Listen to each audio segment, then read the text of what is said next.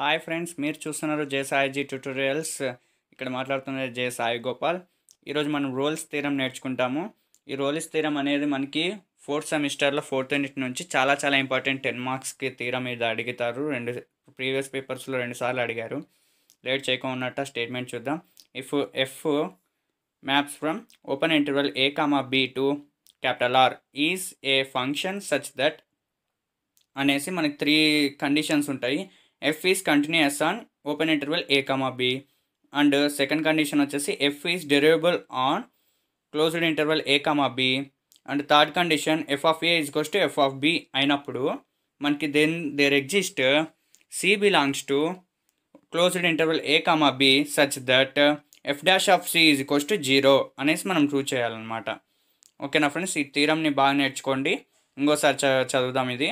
If f maps from open interval a comma b to capital R is a function such that first condition f is continuous on open interval a comma b and second condition f is derivable on closed interval a comma b and third condition f of a is equals to f of b అనేది అవుతుంది.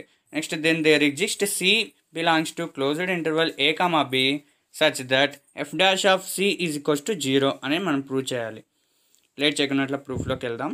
Proof చూసినామంటే first మనము f is continuous on open interval a comma b అనేసి తీసుకుంటాం. అప్పుడు f అనేది attains అవుతుంది ఇటు బౌండ్స్కి, అంటే అప్పర్ బౌండ్ లోయర్ బౌండ్ అంటే ఇన్ఫ్రిమమ్ సుప్రిమమ్ అనేవి ఉంటాయి కదా, అవి బౌండ్ అవుతాయి.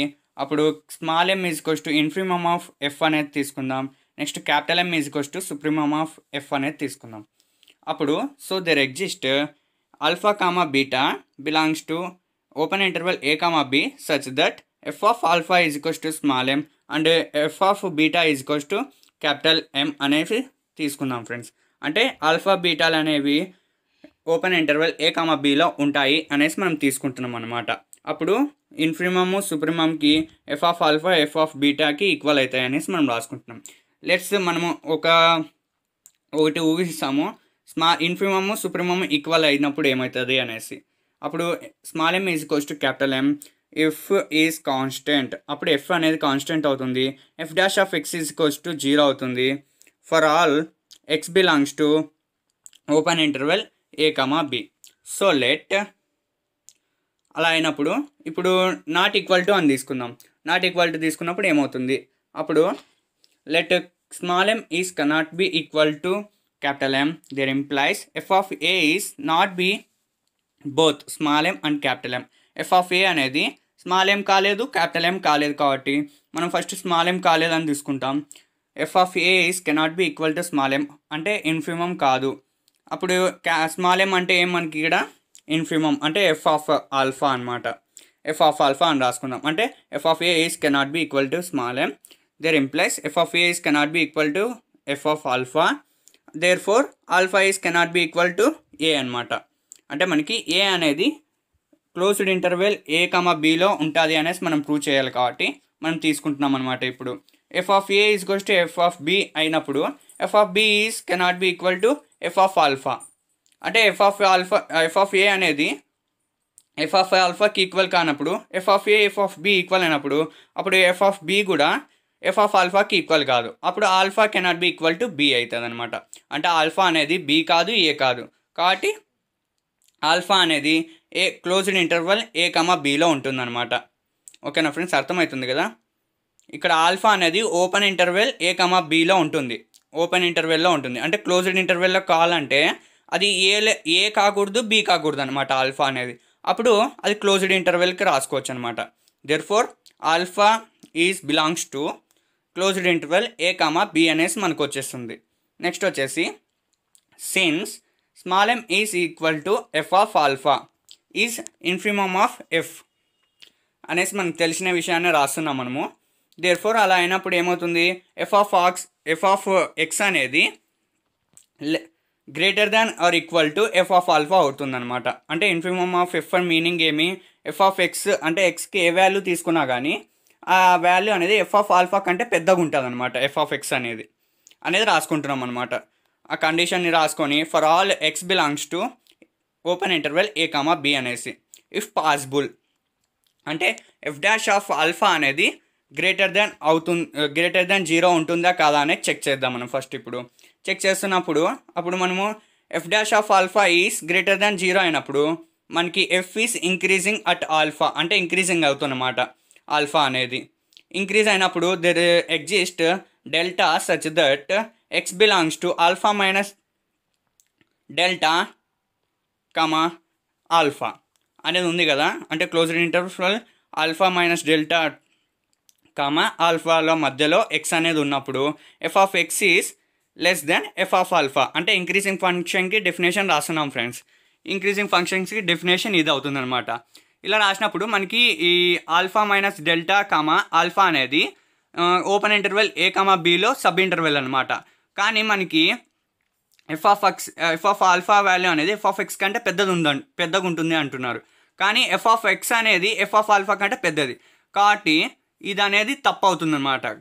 కాబట్టి మనము తప్పు అయింది కాబట్టి విచ్ ఈస్ కాంట్రడిక్షన్ అని ఇంగ్లీష్లో రాస్తున్నాం అనమాట. విరుద్ధాభాసం అనేసి అచ్చ తెలుగులో అంటారు ఫ్రెండ్స్. కాబట్టి which is contradiction. Therefore f dash of alpha అనేది కెనాట్ బి గ్రేటర్ దెన్ 0.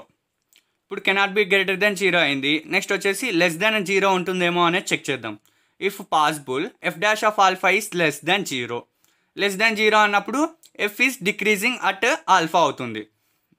అప్పుడు మనకి f is decreasing at alpha అన్నప్పుడు మనకి డిక్రీజింగ్ ఫంక్షన్కి ఫార్ములా ఉంది, కండిషన్ ఉంది. ఆ కండిషన్ మనం రాస్తున్నాం అనమాట. There exist delta such that x belongs to alpha comma delta plus alpha. ఈ alpha comma delta plus alpha అనేది closed interval, open interval of ఏబీలో సబ్ ఇంటర్వెల్ అనమాట.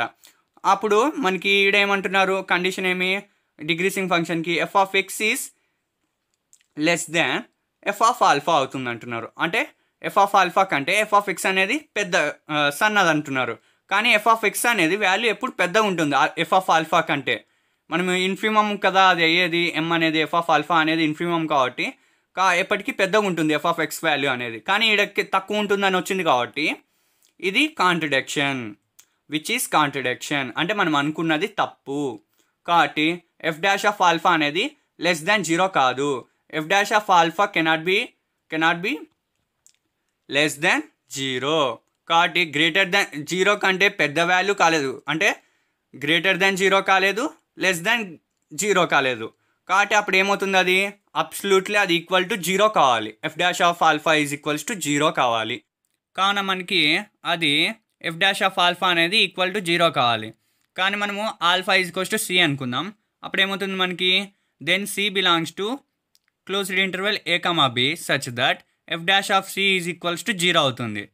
Therefore Rolle's theorem is proved. Rolle's theorem అనేది prove అయిపోతుంది friends. మనకి c belongs to closed interval a comma b అనేది ఎట్లా వచ్చిందంటే మనం ప్రూవ్ చేసినాం కదా ఆల్ఫా అనేది cannot be equal to b cannot be equal to a అనేది. అప్పుడు ఏకి బికి ఈక్వల్ కానప్పుడు అది ఖచ్చితంగా ఆల్ఫా అనేది ఏ కామా బికి మధ్యలోనే ఉంటుంది అనమాట. ఓకేనా ఫ్రెండ్స్, అర్థమైంది కదా. రోల్స్ థియరమ్ అయితే చాలా ఇంపార్టెంట్ థియరము, చాలా బాగా నేర్చుకోండి. ఈ వీడియోలో యూజ్ చేసిన పీడిఎఫ్ నేను డిస్క్రిప్షన్లో ప్రొవైడ్ చేస్తాను. డిస్క్రిప్షన్లో లింక్ ద్వారా మీరు ఆ పీడిఎఫ్ ఫైల్ని డౌన్లోడ్ చేసుకొని బాగా ప్రిపేర్ కావచ్చు ఫ్రెండ్స్. ప్రిపేర్ అయ్యి బాగా రాసినారంటే ఎగ్జామినేషన్లో వచ్చినాయంటే 10 మార్క్స్ వచ్చేస్తాయి ఖచ్చితంగా. Thanks for watching friends. Bye bye.